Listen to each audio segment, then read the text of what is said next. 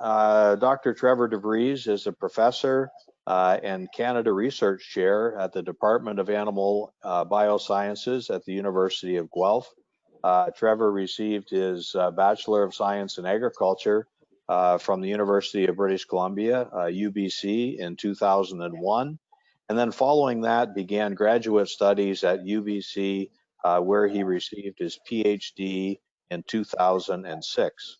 Following that, he did a postdoc fellow work with Agriculture and Agri-Food Canada, and in 2007 he was appointed as faculty with the University of Guelph in the Department of Animal Science. In that position, Trevor leads a very productive research and development initiative at the University of Guelph, including helping with instruction of undergraduate and graduate courses, and he focuses on the areas of dairy cattle management, behavior, animal welfare, and very important to the future of our industry is Trevor also invests quite a bit of time in helping to coordinate the Dairy Challenge initiative at the University of Guelph, which is something that has produced a lot of our industry leaders in many segments of our business over the years. So with that, Trevor, we really appreciate your time today. We'll welcome you to the meeting and look forward to your presentation. Great, thanks very much, Brad, for the introduction. Can you hear me okay? Yes, Trevor, it looks and sounds great. Excellent. Well, thank you. Thank you again for the invitation to present today. It's a pleasure to speak as part of this webinar series, and specifically on this topic of minimizing transition cow stress. And what I'd like to do is walk you through data that my group, as well as others, have been active in the last number of years, specifically looking at this question, and particularly from the focus of my group, which is from the behavior of the cows and how that ties into making sure we do a good job in transition cows and making sure that they transition well so that we avoid health issues, optimize production and reproduction in cows.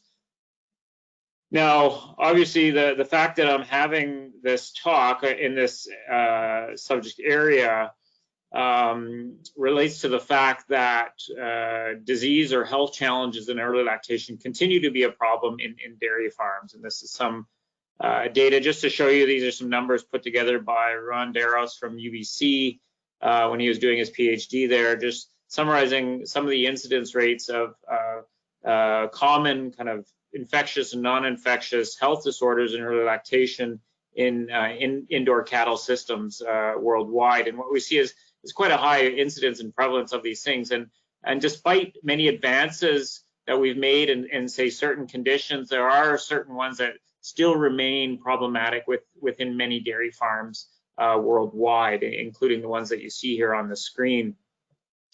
The big challenge, obviously, is that these things are not only problems in themselves from the cow welfare standpoint and health standpoint, but these translate into longer term problems for the cow and for the herd. And this is some interesting data put together by one of our grad students, Murillo Carvalho, a couple of years ago from a large data set that he gathered out of a large dairy out of the US, just showing how cows that experience, say, one clinical disease or multiple clinical diseases, how not only their production potential is obviously influenced by those things following the occurrence of those diseases in early lactation, but also, or related to that, is not only a reduction in production, but also an increased risk of say, reproductive failure. And so the chances or risk of those cows not being enrolled for breeding goes up significantly, and thus the risk of those cows calving again goes down,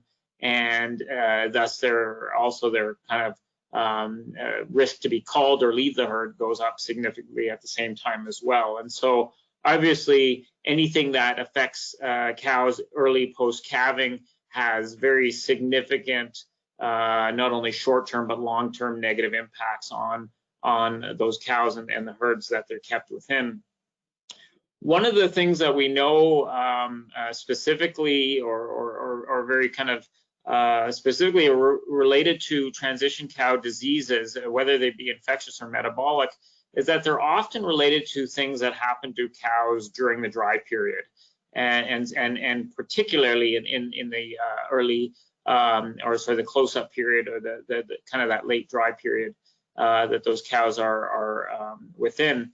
Some of the things that we know is that things like body condition, not only during the dry period, but even at dry off already, changes in body condition, risk of lameness that comes with that, influences on feeding time and intake, and then the occurrence of fat mobilization, both in the dry period itself as well as into early lactation, are all contributing factors to some of the things that then become factors contributing to these transition cow problems, like negative energy balance and pro-inflammatory states or chronic inflammation that we see in these animals.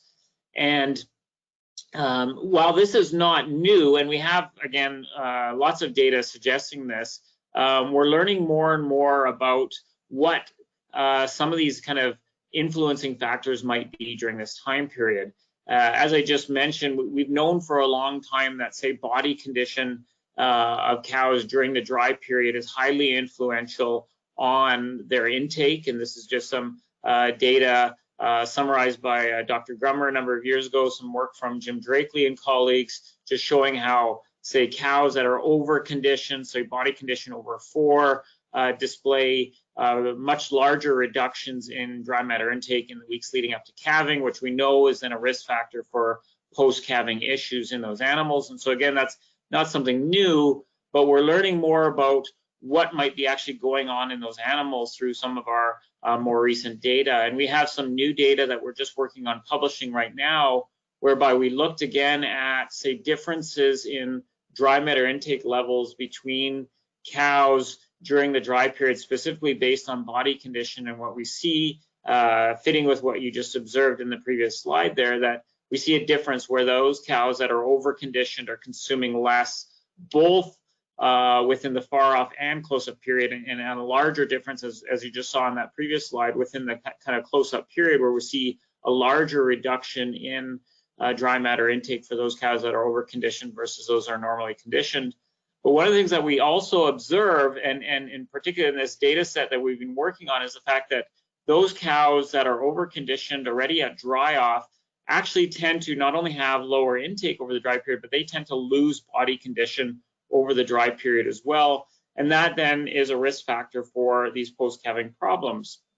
And one of the specific analyses we did was to look at how that change in body condition is actually mediated by some of the other things that we're seeing in those cows. And what we see is that that change in body condition is only partially mediated by intake. So they have lesser intake, so that might be contributing to that. But there's other things at play in those animals then that is going to be associated with body condition loss during the dry period, and thus some of these negative kind of health events that we see associated with that body condition loss into the coming lactation.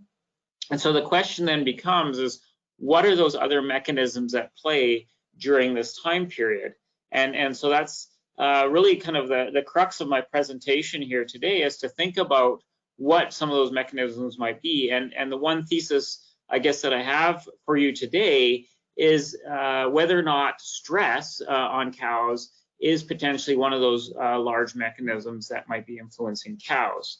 And again, it's easy for us to recognize that stress, and particularly like an acute stress, has negative effects on cows. And again, that's very well established in the data that we have. And I just highlight this older study from Dr. Jeff Russian from over 20 years ago, looking at handling stress in cows. And we know that, say, the acute stress of aversive handling in a milking parlor can have serious negative effects on production. And in this case here, reduced milk yield, increased residual milk associated with less milk let down in those cows, or delayed milk let down associated with adverse handling. And we see that as compared to, say, cows that are handled gently or weren't handled at all. And so we know that, say, acute stress has negative effects. For our transition cows, though, there may be some acute stresses, but probably bigger effect for those animals are things that we consider, say, chronic stresses. And the fact is that chronic stress may be problematic, but we don't always know or have a complete understanding of what mechanisms might be at play there. There's good suggestion that stress and particularly cortisol responses that we see associated with stress may negatively affect the immune system and thus increase the risk of infectious disease. And again, lots of good data to suggest that, say, high blood cortisol levels will, say, inhibit things like production of cytokines. We also know that cortisol may be inhibitory of reproductive hormones as well, things like GnRH, and the release of that actually is inhibited by, say, high circulating levels of cortisol as well. And so there can be those negative effects. On the other hand, we also know that and specifically in transition cows, when we see chronic stress, we often also observe reduced cortisol or cellular responsiveness to cortisol. And that has been associated with increased risk of, say, systemic inflammation, which is, again, one of these things that has been largely studied and continues to be studied in transition cows. And we know that that chronic kind of systemic inflammation then is associated with risk of infectious and metabolic diseases, impaired reproduction, and lower milk production of cows during this time period. And it's interesting to note that we see all these things tied together when we start looking at the data related to some of these things. And I just highlight this as a lot of numbers, but this is some work done by Dr. Julie Hussey, who's a professor at Cal Poly, who, while working on her Ph.D. at Cornell, put this data together. And what Julie observed was that those cows that either had no health disorder early postpartum versus those with one health disorder or greater than one health disorder and or death in that early postpartum period, there was an association between that and markers of, say, negative energy balance, non-esterified fatty acid levels, so higher NEFA level across that close-up period in those cows, particularly those cows that experience more than one health disorder. Same thing with markers of inflammation, so haptoglobin content being elevated in those cows, particularly with more than one health disorder. And then finally also marker of stress, and in this case fecal cortisol, being elevated in those cows as well. And so we see kind of the tie-in between energy balance, stress, inflammation, all things that we know from a physiological standpoint are occurring in these transition cows, being elevated in cows and having positive, or I guess you could say negative, associations with health outcomes post-calving. And in relation to those associations with negative health events, we also know then that those are associated with reduced production. And this is some follow-up data produced by Julie as well, just to show that those cows that have elevated, say, inflammation in the pre-calving period, as well as early postpartum period, that is negatively associated with milk production. And so there's a loss in milk associated with cows experiencing, say, chronic inflammation during that time period. And same thing goes with stress markers as well, in this case cortisol and fecal cortisol, whereby she demonstrated, particularly in multiparous cows, reductions in milk associated with greater cortisol during the dry period. And so any stressor, obviously, during that time period having significant negative impact on kind of how those animals perform in the early postpartum period.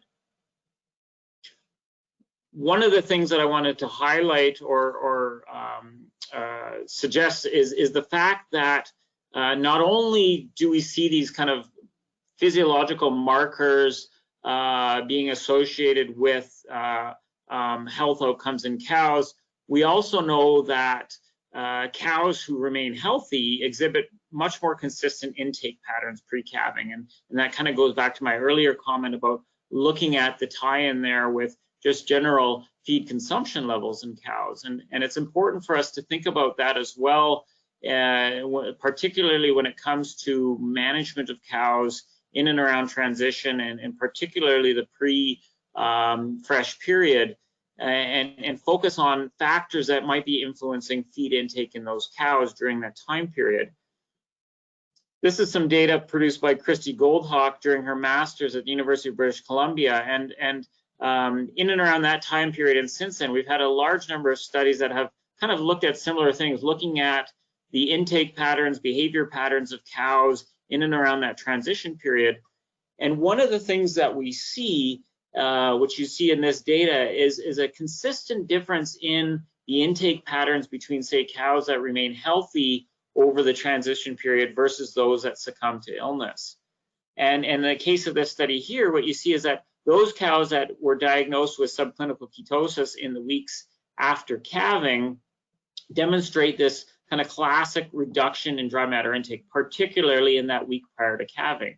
And what we've learned to kind of think is that a reduction in intake pre-calving is something normal in cows. But what's interesting is that when we look at the data carefully and we pull out these cows that say may remain healthy during that time period, what we most often observe is the fact that those cows actually do not experience that same drop in intake. And so what you see is typically cows that remain healthy or don't succumb to any health concerns during that time period actually display much more consistency in their feed consumption in the weeks leading up to calving, and particularly in that week prior to calving. And so focusing on factors that may be related to intake pre-calving and maintenance of good intake and prevention of drops is going to be hugely beneficial from a risk management standpoint, from preventing those cows from, say, succumbing to issues at the point of calving and beyond. Related to that is the fact that we know that intake specifically is going to be related to the eating behavior of cows, and as well as is the rumen health of cows. And this is an area that we've done a lot of work in over the years, looking at how we can optimize intake and rumen fermentation patterns through optimizing the eating behavior of cows. And one of the things that we know is that the intake level of cows is inherently tied to their eating behavior. And so when we think about dry matter intake, it's really a function of the eating behavior of the cow. And if we want to move intake, we want cows to, say, eat more, which again is largely a focus, whether it be dry cows, whether that be lactating cows. Our focus needs to be on then thinking also what influences the eating behavior of the cows, because that's really going to dictate how that change occurs.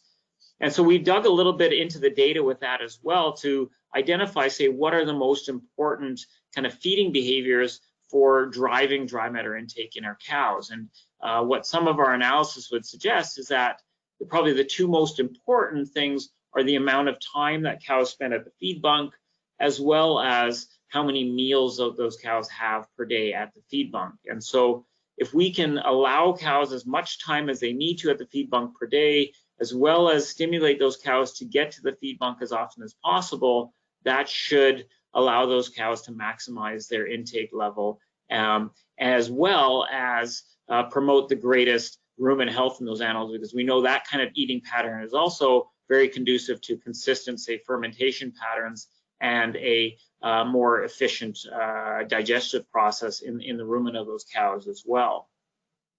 And so anything that may limit those cows then from getting to the feed bunk or spending enough time at that feed bunk or going to there frequently enough per day, whether those be housing or management things that may either have direct or indirect effects basically on the stress level of those cows, may negatively affect that behavior and thus then at the end of the day limit the ability of those cows to optimize their feed intake. The other thing that we have to consider when it comes to the eating behavior of the cows is what the cows do with that feed after it's been consumed, and specifically think about the rumination behavior of the cow. And we know that rumination is hugely important for that cow, not only for keeping the rumen healthy and buffering the rumen, but even more important, what it does is as the cow chews her cud, she reduces the size of feed particles. That increases bacterial attachment, increasing surface area. That's going to increase the digestion rate of that feed. And so what that does is actually speeds up the process and the rate and degree of digestion, which then results in a quicker return to eating in those cows. And so anything, again, that's going to limit, say, that cow's ability or time to ruminate potentially has a trickle-down effect on her ability to maximize her feed consumption. And so again, when we look at this from a data standpoint, we see an association there where those cows that are our highest intake cows are also the ones that are spending the longest periods of time ruminating per day. And so anything that may, again, limit her ability to ruminate is going to potentially have a negative impact on intake. And that could be feed related, that could be management related, that could be comfort related. We know that most of the time cows spend ruminating and spent lying down. And so if we don't optimize lying time in cows, we also then potentially negatively affect rumination time of cows as well as there's other things that may influence, like stressors, which may actually limit the ability of cows to ruminate as much as they need to. And so it shouldn't surprise us then either that when we look at rumination, say in the transition period, just like intake, we see characteristically very similar patterns or associations between, say, those cows that, say, remain healthy during that transition period versus those cows that, say, succumb to, say, a health disorder in early lactation. And this is some data that we published a few years ago, just showing that, again, how those cows that were diagnosed with ketosis as well as a health disorder in early lactation not only demonstrate reduced rumination time at the point of diagnosis in early lactation, but are already showing reductions in rumination in the week leading up to calving, as opposed to, say, those cows that remained healthy, showing much more consistency in their rumination, both pre and post-calving.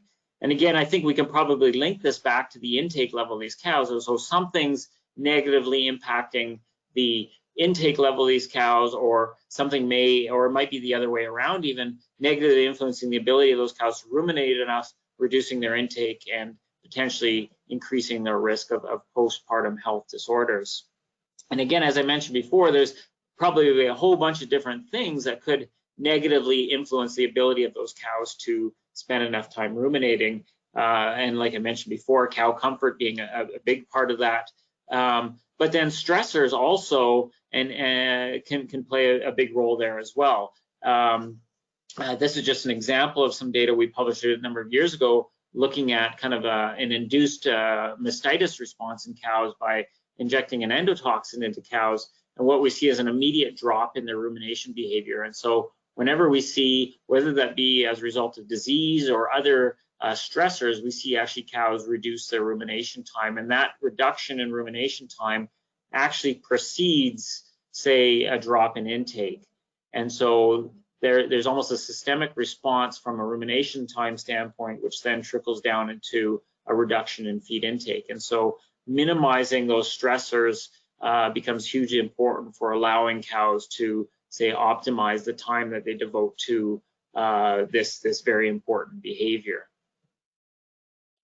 And so that's, I guess, in a nutshell, what I would consider kind of the theory behind why these things are important, and obviously why transition cow health is important, and some of the risk factors for that. The bigger question then is, from a practical standpoint, what does this mean for optimizing transition cow management, and how do we take advantage of some of the knowledge that we have in this area? And really what I'd like to kind of walk through for the rest of the presentation then is three areas that I think we can key in on. And first is minimizing stressors on cows. And so managing housing and nutrition in particular to allow cows to display good behavior or proper behavior in and around that time period. Next, adjusting diets where needed to maximize intake and rumen function, and how that might play a role here, as well as, and what I'd like to conclude with is talking a little bit about monitoring behavior as well. So starting off with minimizing stressors on cows, and as I theorized at the beginning, we know that stress can have an impact, and there's a variety of different kind of stressors that cows, particularly at transition, may succumb to. One of those could be nutritional stress, and generally it's not the diet itself, but it's whether or not cows actually have good access to that diet. And specifically when we think about optimizing, maximizing intake in cows, whether that be in the pre-fresh period or post-fresh period, we need to make sure that cows can actually do that and make sure they have good access to feed. And we can't expect cows to maintain good intake if they don't have access. And so, again, I could spend a whole presentation talking about these different things, but I'd summarize it up just in a few pictures, whereby if we want to make sure cows maintain good intake, we need to make sure cows have feed at all times. And so be careful with, say, feeding levels, making sure we're not, say, running out of feed, having periods of the day where the bunk is empty. Same time, making sure that feed is functionally available to the cows. So feed push-up becomes that much more important, making sure that feed's always there, it's always pushed up so the cow can eat whenever she wants to. Again, with the realization that the return to eating in cows should be driven by her hunger, and it shouldn't be driven by, say, feed availability. And so when that cow's hungry and she goes to the bunk, there should be feed there for her. And so we need to make sure that that feed's always there. And then at the same time, and closely related, is the fact that when she goes to the bunk, there should be a spot there available to her as well. And so we know, particularly with transition cows, that competition can have serious negative effects. And that competition is going to have a large impact on her ability to optimize her intake during that time period. And there's lots of data again on this, but I wanted to emphasize that where we see the greatest impact of competition, say for feed access, is in and around that transition period, and particularly in that late gestation, pre-calving period, whereby any level of feed competition during that time period is going to have a negative impact on the dry matter intake of those cows at that time, which then can carry over into early lactation, not only potentially negatively impacting them then from an intake and production standpoint, but as importantly from a health and later reproductive standpoint as well. And we see some evidence of that as well. This is some data put together by a group out of Wisconsin looking at bunk space and the probability of pregnancy in a group of large dairies across the United States. And what they demonstrated, and this is specifically in breeding pens looking at bunk space, but anything less than 36 centimeters per cow, which is under 18 inches of bunk space per cow, which is basically a 3-year-old barn that's slightly overcrowded or greater, what we see is a severe reduction in the probability of pregnancy in those cows. And so typically we think about bunk space influencing eating patterns of cows and intake levels of cows, but and those in themselves could potentially influence, say, reproductive status and pregnancy probability, but there's probably an added layer there of the impact of stress, the impact of stress hormones, say, on reproductive hormones, and the ability of say, cows to get pregnant and do so in a timely manner. And that's going to be compounded as we get closer or in and around that transition period where there are more stresses and those cows are more susceptible to those stressors during that time period as well. Again, spent a whole bunch of time looking at this, but I summarized this up in one slide, and the fact that we also need to make sure cows can lie down when they want to. Lying behavior, as I mentioned before, hugely important from a rumination standpoint, also for minimizing time that cows are spending idle on their feet, which is, again, a lameness risk factor, and lameness we obviously know can have huge trickle-down effects on health and reproduction as well. And so, again, designing stalls properly that are large enough, wide enough, long enough, soft enough in terms of bedding surface, sufficient bedding, deep bedding, ideally with sand, all very important for maximizing comfort. Again, lots of good science to support that, as is making sure that we have sufficient space there as well. And so not overcrowding those stalls either to optimize the ability of those cows to devote as much time to lying down as they can and need to, again, particularly during that transition period. And so just from I guess a practical standpoint, what are some targets that we should be striving for our transition cows when it comes to stocking density?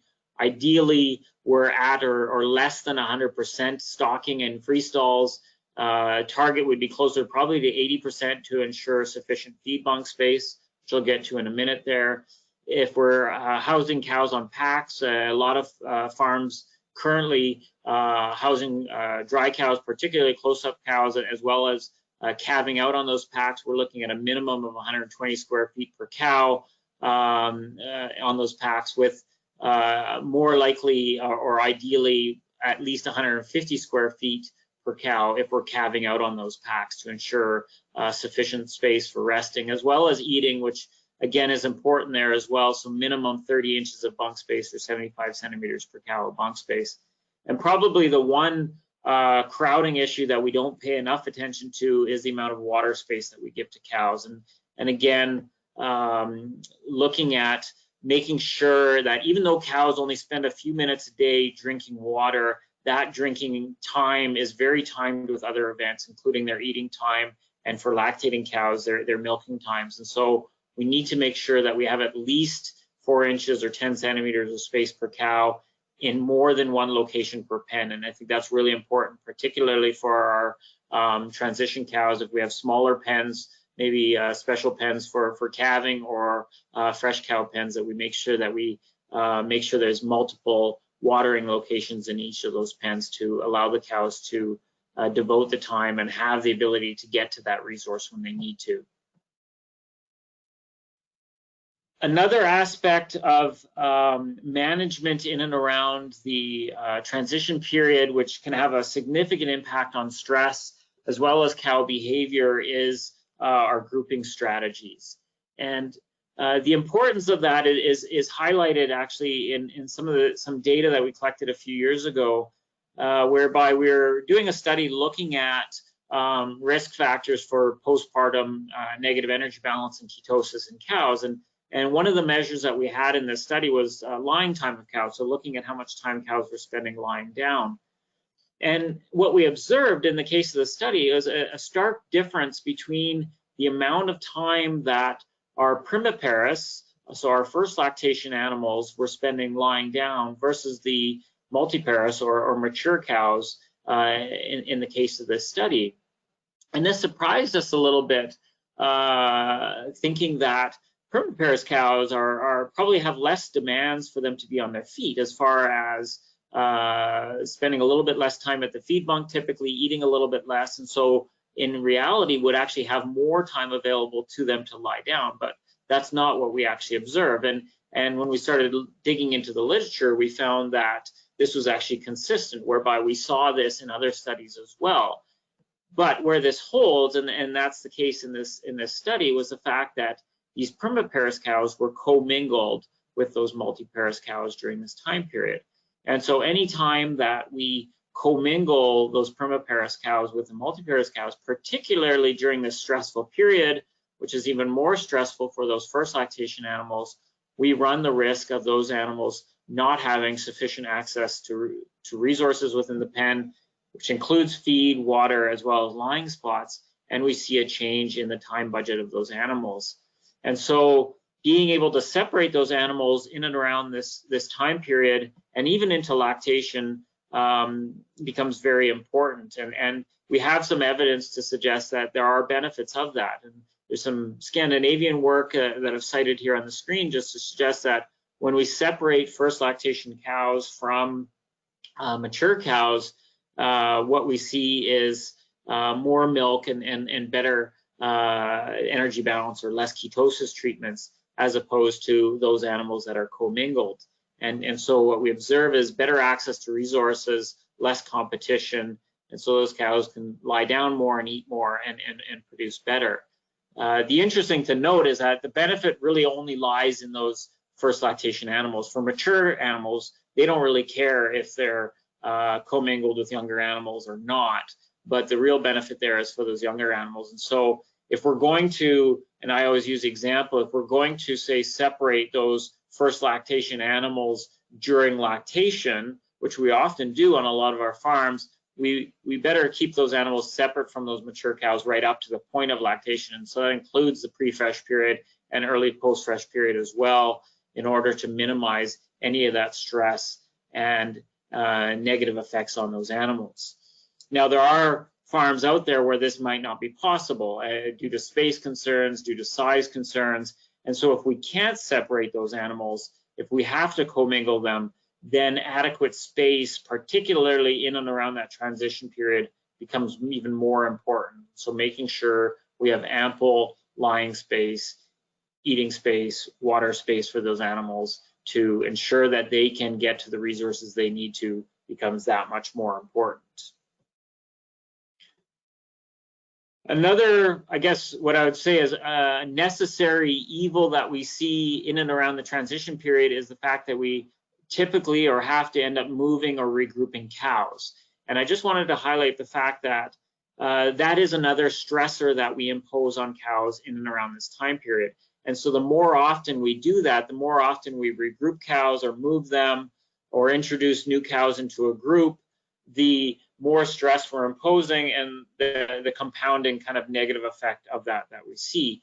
And what researchers have demonstrated, as shown on the screen here, is we actually see immediately after, say, a regrouping or moving event, we see, say, a reduction in rumination time. And it kind of goes back to what I mentioned earlier. That reduction in, say, rumination actually precedes a reduction in intake and milk production drop that we often observe as well, say when we move a lactating animal. And so that speaks to the fact that that move or that regrouping is a stress that can have a systemic effect on that cow, on her rumen, actually slowing down her rumen, and thus seeing less rumination time, which then has negative trickle-down effects. And so again, if we're going to be thinking about how we design our transition cow facilities and the management of those, we need to keep that in mind to minimize the amount of time that, say, we're moving animals or introducing them into new animals in order to minimize some of those stressors and minimize some of these effects that we might see. The last example of stress that I'm going to talk about in relation to cows at this time period is heat stress. And again, I think it's something that we've well described in the literature, particularly for lactating cows, and we know heat stress is bad, but we also know that heat stress can be just as bad, if not worse, for our transition cows and particularly our dry cows. And again, the data is pretty clear as far as the effect on the animal, whereby we see heat stress as really a stress on that cow. And a good example of that is when we look at rumination. It's not that we necessarily see heat stress negatively affecting intake and then cows reducing the amount of time they spend ruminating, but it's actually the opposite way, whereby that stress, that heat stress event can often cause cows to reduce their rumination. And so that, again, that's a systemic effect of that, whereby then they drop intake after that, and we see the kind of negative effects after that. And so minimizing those heat stress events and imposing any mitigation to do that becomes hugely important for maintaining good behavior, obviously, but then good production and health in our cows as well. And I wanted to highlight the fact that for transition cows, this is probably even more important, as there's a growing body of literature going back almost 40 years, and this is some data summarized by a group out of Florida, just showing how over the years, consistently in all the studies that have been done comparing heat stress in dry cows, we see positive effects of cooling dry cows on lactational performance of those cows. And so by cooling cows in the dry period, which again has a positive impact on their intake, has a positive impact on their physiology during that time period, carryover effect into early lactation in terms of improved performance observed in those animals. And probably even more interesting is some of the more recent work from that group as well, looking at the epigenetic effects there as well, whereby it's not only the cows that are actually influenced by that heat stress or alternatively by cooling those animals, but it's also the baby calf that's in utero. And so this is some work that they published as well out of Florida, suggesting that calves who were in utero to dams that either receive dry cow cooling or not, those calves whose dams receive dry cow cooling actually produce more milk 2 years down the line when those animals reach the lactating herd. So suggesting that programmed effect, just like we see with, say, early life growth effects on calves having later benefits from a milk production standpoint, reducing, in this case, stress on that animal in utero, having positive later life effects on these calves as well. Switching gears now, what I want to touch on is the fact that we can also, beyond kind of minimizing stressors and having a positive impact on the behavior of cows, is also think about the diets that we feed during the transition period and how those may influence cow behavior, intake, as well as rumen function, and what opportunities we might have there as well. One of the things that we've learned over the last number of years, and it's been reinforced by some more recent research, is the fact that dry cow diets need to promote high consistent intake, particularly as we're thinking about moving those cows from the dry diet onto the lactation diet, making sure they have enough capacity so that they can consume enough of that fresh diet as well, but doing that without body condition gain or loss, as I described earlier as well. Because as we know that the condition of those cows, in particular over-conditioning, as we described earlier, can have significant negative implications on those cows' ability to make a smooth transition. And so as a result of that, we've seen a shift in the way that we've fed dry cows and a larger adoption of what we would consider more controlled energy type diet feeding to cows during the dry period, either across the dry period or specifically focused in that pre-fresh period, whereby there's been a large adoption of controlled energy type dry cow diets in an effort to not only increase intake or bulk intake, but at the same time control energy consumption so that we don't see that characteristic gain of body condition during and over the dry period. From a behavioral standpoint, one of the challenges is the fact that because these diets contain typically a large proportion of lower quality forages like straw or poorer quality grass hay, they tend to be bulky and low in moisture. And if not processed properly and handled properly, we then run the risk of, say, decreased intake and increased sorting, which, again, if we see more sorting of those diets, we're creating variation in nutrient content, and we're not actually getting what we want out of those diets, which is really targeted nutrient consumption in those cows during that time period. And so even though the science would tell us that these controlled energy dry cow diets may work, in reality, when we get into the field, we often have problems with making or executing these well, often related to the management of that feed, particularly, say, particle size, say, of straw that we have in these diets. And so what I observe when I go on farms is often diets that look like this, which on paper might be okay, but given the particle size, we see lots of sorting, we see lots of variation, and we don't see necessarily the outcomes that we want from those diets. And so that's something that we've looked at recently in a couple studies, is trying to see whether or not we can get much more consistency in intake just by simply looking at some of the physical attributes of those diets, one of which being, say, the particle size of those diets. And so this is a study that a former grad student of mine, Casey Havikas, did a couple of years ago, simply looking at the length of chop of straw in a dry cow diet on the performance of those cows across the transition period. And so what Casey did was feed two diets that were identical, with the only exception being the chop length of the straw, either chopped to about 10 centimeters in length or 4 inches in length, or 2 to 3 centimeters or 1 inch in length. And what Casey observed was that not only did the shorter chop diet reduce sorting, as we would expect, and as we typically see with shorter chop lengths of forages, we see less sorting, but we actually saw those cows consume more across the entire dry period, and particularly in that week leading up to calving. And we focus in on that. What we see is that those cows on the longer chop diet actually drop off much quicker in terms of their dry matter intake, as opposed to those cows on the shorter diet demonstrating much more consistency in their intake during the time period. And if you remember back to earlier in my presentation, we know that that consistency in intake, particularly in the week leading up to calving, is hugely important for making that smooth transition. And so that's something then we observed physiologically, is that those cows who were on the shorter chop diet actually demonstrated improvements in rumen health and energy balance as compared to those cows on the longer chop diet.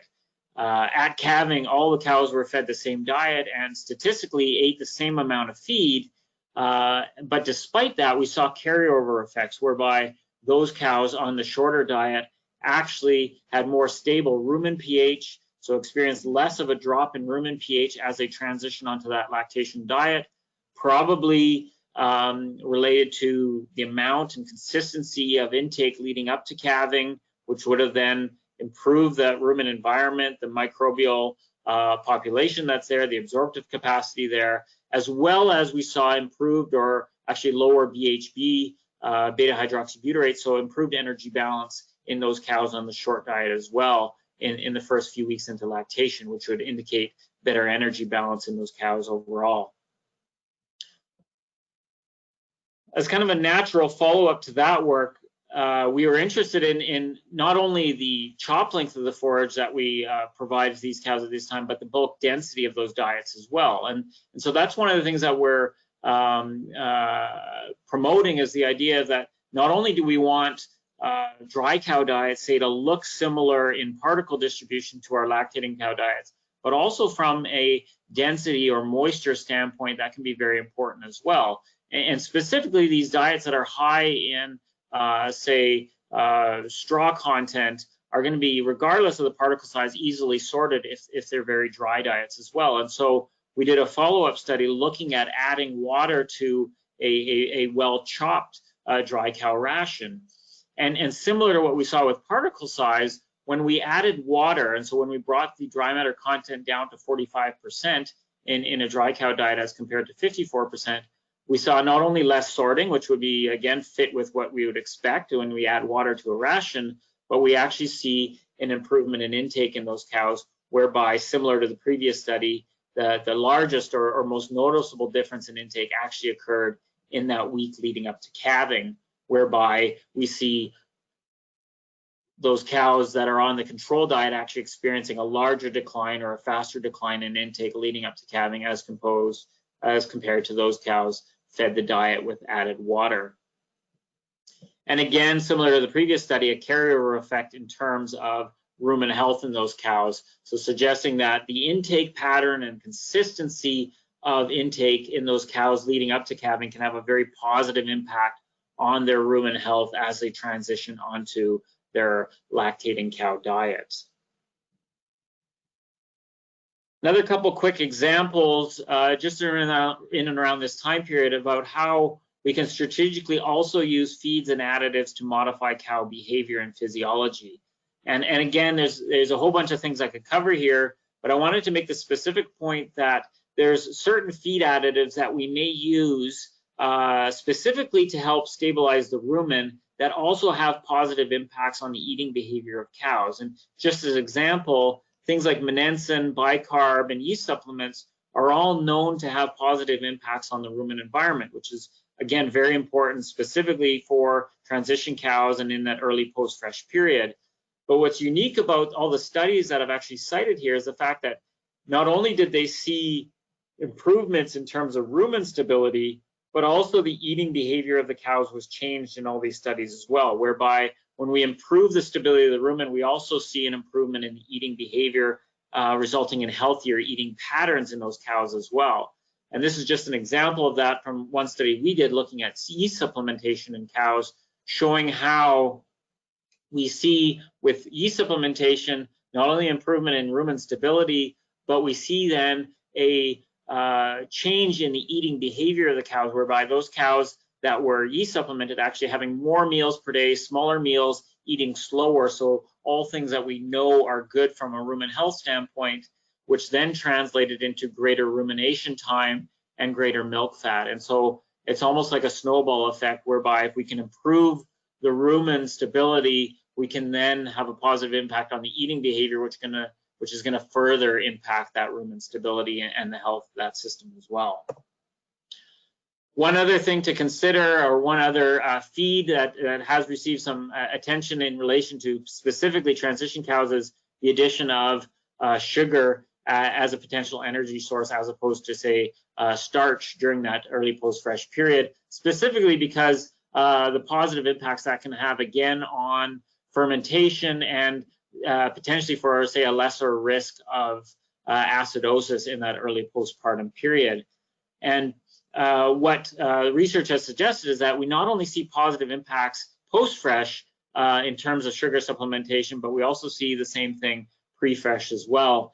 And this is just to highlight that. Another study that we published in the last couple of years looking at supplementation of dry cows with a molasses-based liquid feed, again high in sugar, not only to improve intake consistency, which we observed and we saw greater intake and less sorting, but similar to those previous studies, and even more so, we saw an improvement in rumen pH, not only during the dry period, but a carryover effect into early lactation, whereby in the first weeks post-calving, whereby we typically see the highest levels of subacute ruminal acidosis in cows, we saw improved rumen pH patterns, not only higher mean rumen pH, but less time with depressed rumen pH during those time periods as a result of, say, our dry cow feeding programs. The last thing I want to touch on is the fact that we can also monitor behavior, and the points I've made so far have been primarily things that we can do to modify behavior of cows, including minimizing stressors through housing and management, dietary change as well to improve eating behavior and intake levels. But one of the other big opportunities that we have currently in the dairy industry is that we can also look for behavioral change and use that information when it comes to informing management on farm. And that's become rapidly easier as technologies have been introduced and developed to be able to measure behavior of cows, like eating behavior, rumination behavior, standing in line behavior, and activity of cows. And we've done a number of studies on this over the last couple of years. This is just one example, just to show the utility of some of this behavioral monitoring, particularly of cows, say, in and around that transition period. This is one of our first studies whereby we demonstrated that by monitoring the rumination behavior, automatically monitoring using, say, rumination monitoring devices, that we could actually pick up cows' changes in rumination time earlier than we could, say, a change in milk yield in advance of a displaced abomasum diagnosis. Almost 4 days earlier than, say, a drop in milk production, we could detect a change in rumination in those cows in advance of that diagnosis, which tells us then that we can get to those cows earlier and potentially intervene with those animals earlier than we could just based on physiological or say production indices that we might have available to us. In a follow-up study, we demonstrated very similar things. In this case, this example is the diagnosis of a mastitis event in early lactation. And in this case, we, similarly to the previous study, showed not only could we pick up those cows based on changes in milk yield and rumination time in advance of that mastitis diagnosis based on kind of within animal changes from their baseline, but probably even more importantly, when we compared them to their healthy counterparts within the herd, we could actually pick up those cows almost 2 weeks earlier than the diagnosis date itself, retrospectively based on that data. And where that gets really exciting is the fact that we have a greater ability now with a lot of advanced mathematical modeling techniques. Use of AI techniques like machine learning has been really kind of spearheading a lot of the change that's been made when it comes to automated behavioral monitoring and building models that are going to allow us to not only say detect changes within an individual, but detect changes say at a herd level, so that, or comparing that animal to her herd mates, so that we can ideally identify those animals earlier and do a better job in terms of picking up those cows from a health perspective. And so I wanted to make the point that, as I mentioned before, we have a lot of precision technologies now that we can use for behavioral monitoring and are becoming a bigger part of farm management, not only from, say, a reproductive management standpoint, which is where a lot of these technologies actually originated, primarily for heat detection purposes, which again, they can do a very good job with, and we know that, but we can also use those devices for preventative health at both the cow level. So as just described, being able to identify, say, cows that need attention and then making timely and more informed decisions based on that data. But then at the same time, and I think this is where we have even more opportunity, is to use that kind of behavioral monitoring to also then at a herd level identify problems with or changes with nutrition, housing, management, environment, and use, say, behavioral changes at a herd level to identify opportunities for herd level decision management or decision making purposes. And I think that's where we probably even want to move further in the future towards, as we want to move away from obviously treating individuals to preventing those problems from happening in the first place. And we have lots of opportunity there to use that kind of data for that purpose as well.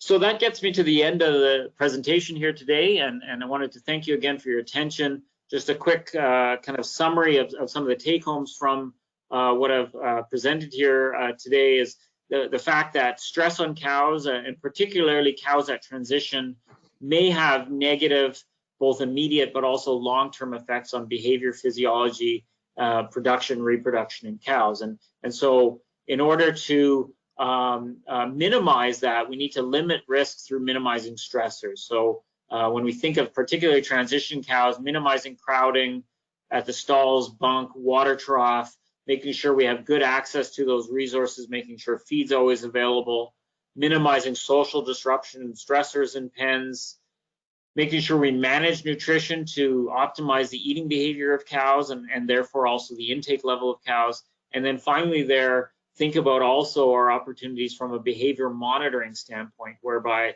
we can use technologies to not only, say, identify or manage cows at an individual level, but use that data for herd level decision making as well.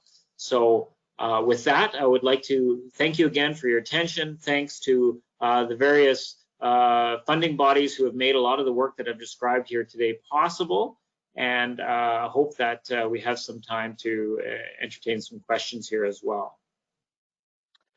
Yeah, that's great, Trevor, and thank you very much for investing quite a bit of time to put that presentation together, for sure.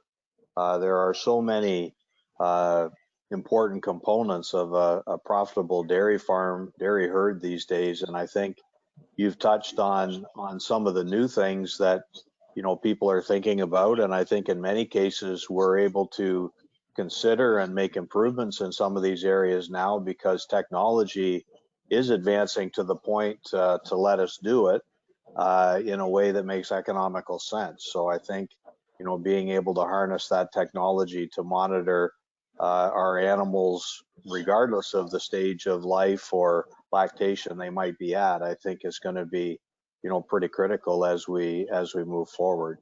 And I think at the end of the day, healthy cows produce a quality product, and everything that you've mentioned here today, I think, goes towards keeping cows as healthy and as happy as possible, certainly, so that they can maximize whatever their genetic potential for productivity might be. Peter, I'll just ask you to turn on your microphone there. I know we had a number of questions that come in. Pretty close to a record crowd today, Trevor. Congratulations. So we're real pleased with that. Peter, what have you got for questions there? Yes, thank you. Yeah, Trevor, very interesting webinar for the listeners, I'm sure. There was a question at one slide. You were talking about the stocking density, the bunk space, and the water space for transition cows. And somebody was questioning if this was prepartum or also postpartum, those recommendations. Yeah, so those recommendations that I gave there would be first and foremost for prepartum, and that's again where we actually see, and I tried to highlight that with some of the data on intake levels of cows in relation to, say, feed bunk stocking density. We know that the biggest negative effects of stocking density are actually in that pre-fresh period, and so most important first and foremost for that pre-fresh period, particularly the close-up period, whatever you want to define that, if that's 2, 3, or 4 weeks prior to calving. But again, depending on management as well, and if we're managing cows separately post-fresh, there's probably just as much reason there as well to ensure that we have good access to resources in that early postpartum period as well.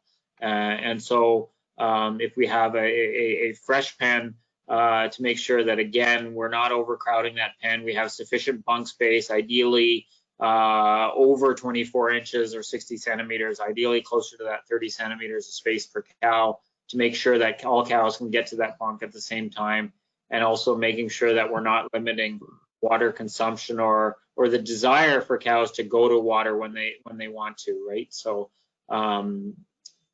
focus, I think always when we prioritize these things, focus first and foremost on getting that space to that pre-fresh cow, and then next for the fresh cow as well. Okay, thanks. Somebody was asking the question, so what are reliable practical methods to measure stress level at a cow level, basically? So is there other methods that people can use on farm to measure on a cow level what the stress levels are? Yeah. Easily and practical? Yeah, good question. And even measuring stress in general in cattle from a study standpoint is very difficult. The use of even blood metabolites like cortisol can be very difficult to do well. It's very quite useful for, say, acute stressors, whereas when we're looking at chronic stressors, not as sensitive of a measure. We tend to, in studies, rely on either say challenges like cortisol's challenges, ACTH challenges, or looking at maybe things that like hair cortisol or fecal cortisol, which may reflect more of a chronic stress type situation.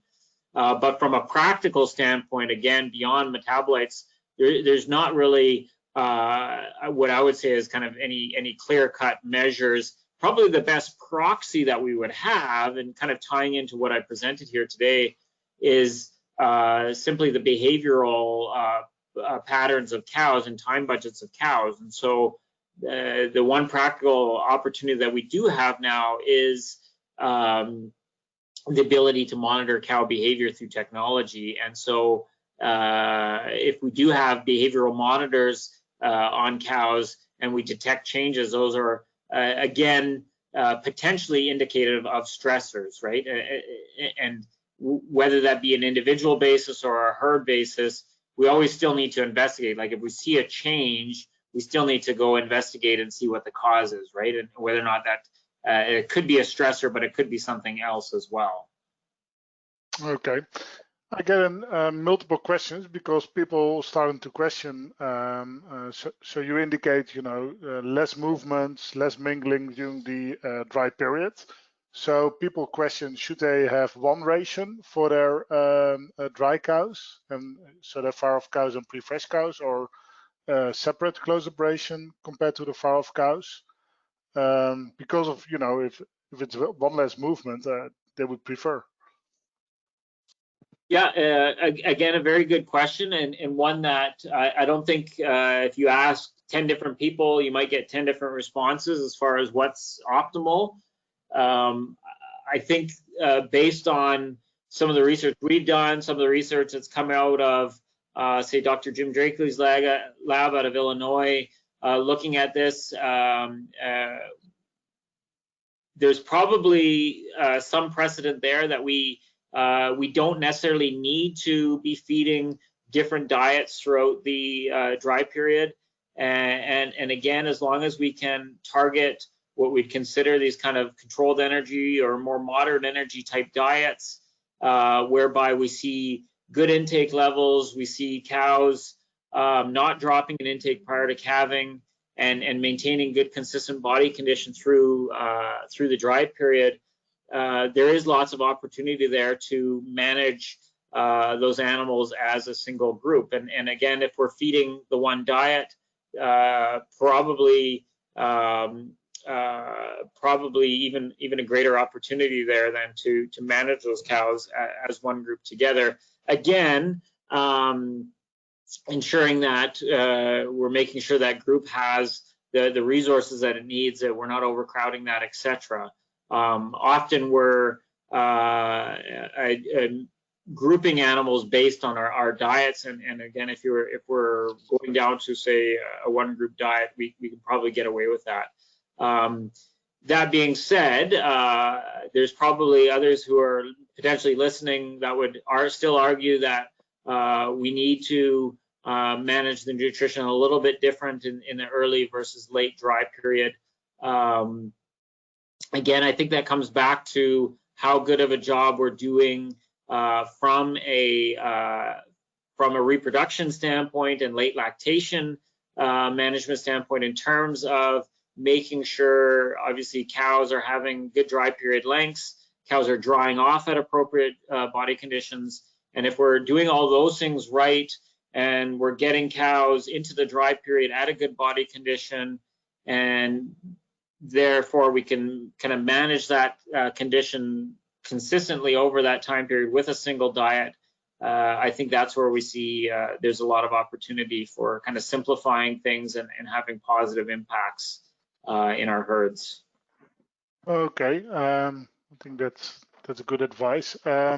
So regarding feeding management, so people question, so would you recommend twice a day feeding to dry cows compared to once a day feeding, so to improve the dry matter intakes?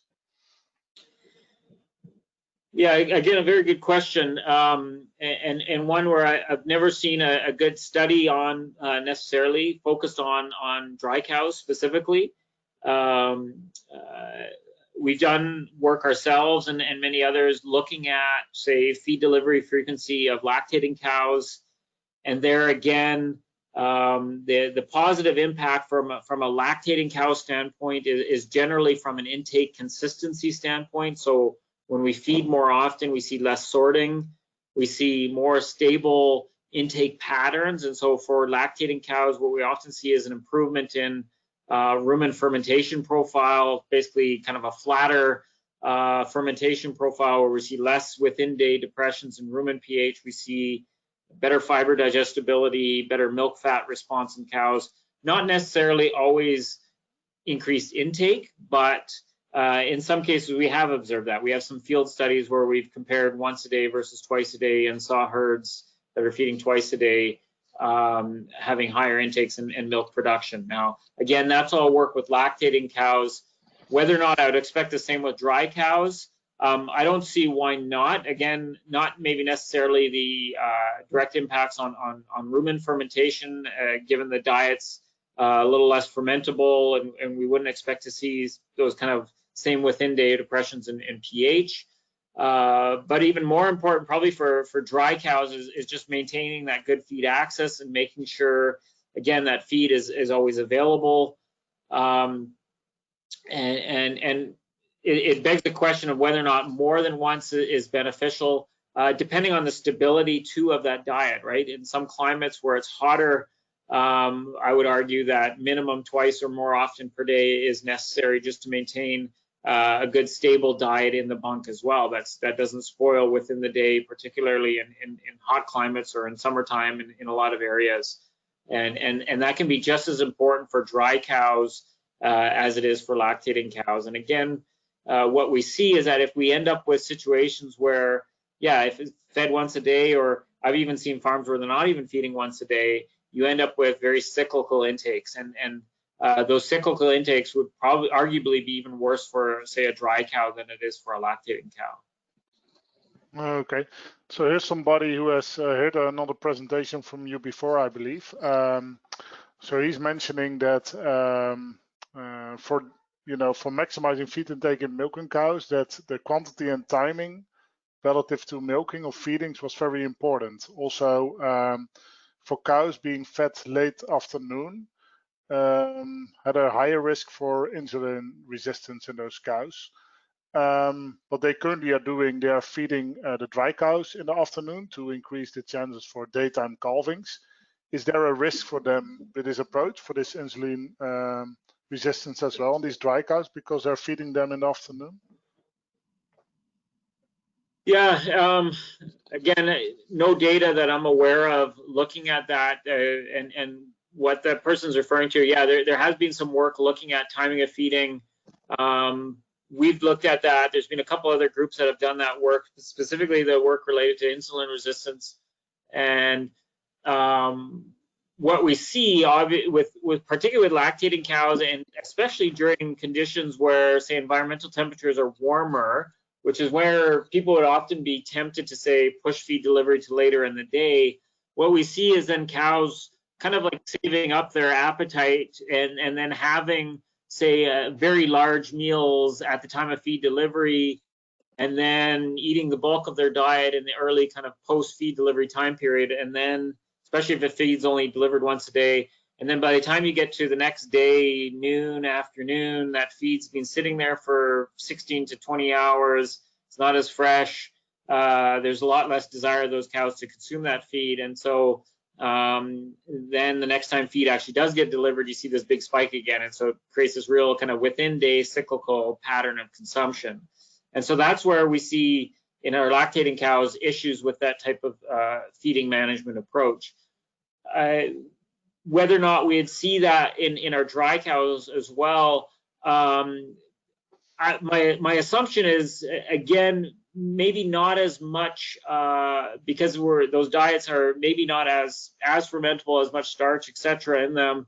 The risk isn't as high, but you still might see that kind of, like I was saying before, cyclical intake pattern whereby we may not be necessarily maximizing the intake level of those cows as much as we'd like to, which, again, if we're thinking about those cows very close to calving, we don't want to do anything that's gonna increase that risk of that intake drop. And that's something that I hope some of the data I shared with you is pretty clear, that anytime that we see a drop in intake, particularly in that week before calving, that's problematic. And so the more consistent we can keep intake during that time period, so whether that be the diet itself, the management of that feed in the bunk, or the environment that it's in, anything we can do to minimize that risk is going to be hugely important. So I would, especially again in hotter climates where that feed may spoil, secondary fermentation comes alive, and all those kind of things, I'd be hesitant to kind of recommend that type of feeding approach. So what would you, somebody's asking, so what are the refusal levels, what you should aim for in a dry cow and a fresh ration? Yeah, again, refusal levels are tough to recommend. The short answer, I guess, is we want to make sure cows never run out of feed, and we have sufficient feed that whatever's left is, obviously, it's not just sorted through leftovers, right? And so that the diet they're eating is consistent throughout that time period. And functionally, like for many people, if we're doing a good job reading the bunks every day, accounting for cow number changes, even accounting for dry matter changes of the feed, of the weather, those kind of things, probably herds that are in that kind of 3 to 5% refusal range can do a good job, as long as they're doing a good job there. I've seen farms put lower than that, as long as they're really on top of all those kind of details surrounding that. If we want to be sure, if we want to make sure that we're not running out of feed and having days where there may not be feed, then we want to push that a little higher. We want to be closer to that 5% range to make sure that's not the case. But the level of management that the farm's willing to put into monitoring that and on a day in, day out basis will determine how far down they can push that refusal level without cows, say, running out of feed necessarily day to day. Okay. Somebody's asking, how can we influence the transition diet so as to get good quantity colostrum? So basically, what's the relationship between the quantity of colostrum harvesting after calving and the transition diet before? Or is it more also depending on dry matter intakes? Yeah, and that's always I guess there is some concern with that, is that there's some of the studies that have been done and in practice what's been observed is that particularly with these more controlled energy type diets, we have seen in some cases a reduction in colostrum production in those cows. Not necessarily the quality of the colostrum, as far as I'm aware in the literature, but definitely there has been some documentation of reduced colostrum production overall.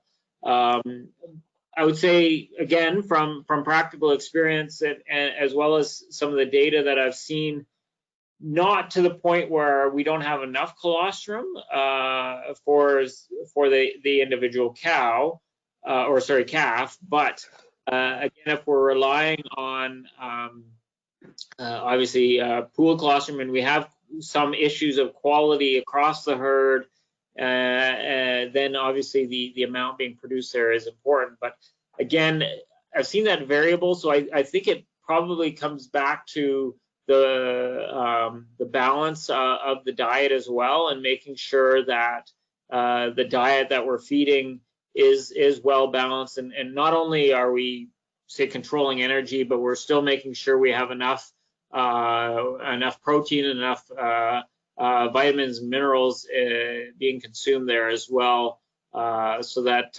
we're not deficient on anything in those cows either. Okay.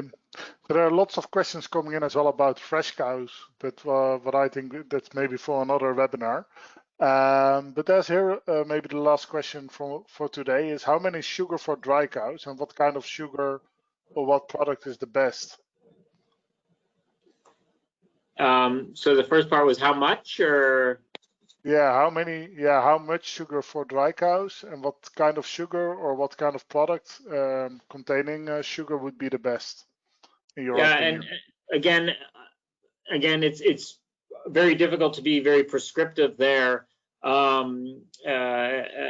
far as the amount goes, I think it comes back to what else is in that diet from an energy standpoint, whether or not you have any other kind of highly digestible, say, non-forage fiber sources within the diet that might be providing energy, as well as, say, starch sources that are in that diet. So keeping that in mind.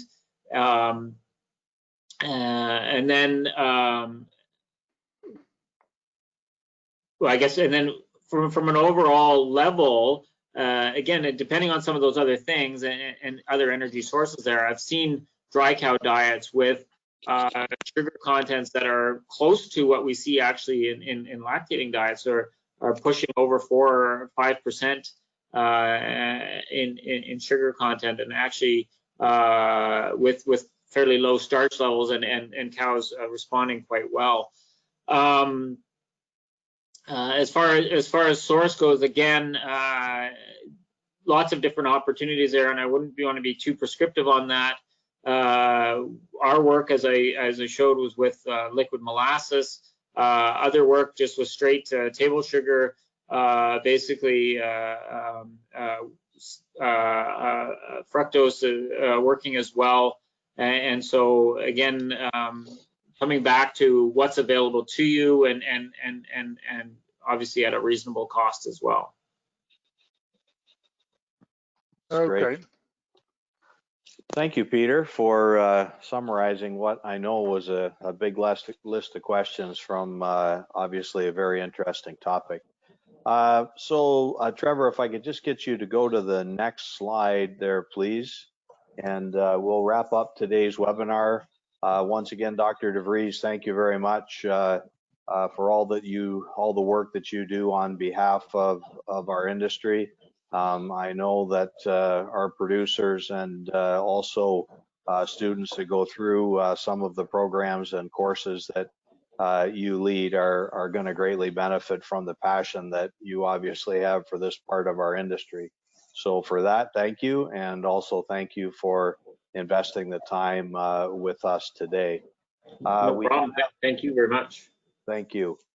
We do have a couple of other webinars coming up later this fall.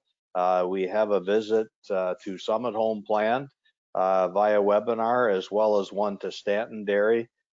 We try to have a mix of, I guess, more technical type webinars, but we're going to go on farm a couple times here moving forward, and we think we've got some pretty interesting material for you all to see.